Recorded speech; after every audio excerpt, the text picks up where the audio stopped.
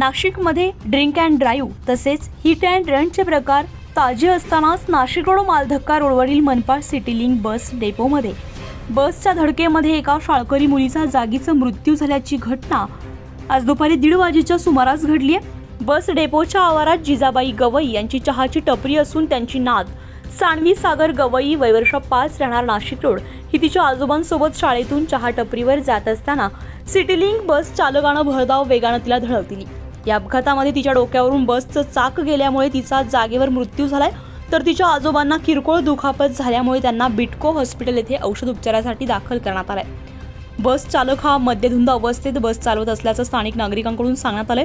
सदर घटना परिसरामध्ये कळताच स्थानिक नागरिकांनी घटनास्थळी मोठी गर्दी केली। नाशिक रोड पोलीस ठाण्याचे अधिकारी आणि कर्मचारी यांनी घटनास्थळी येऊन मृतदेह ताब्यात घेतलाय। या घटनेमुळे परिसरात हळहळ व्यक्त केली जाते। उत्तर महाराष्ट्र लाईव्हसाठी अश्विनी पुरी, नाशिक रोड।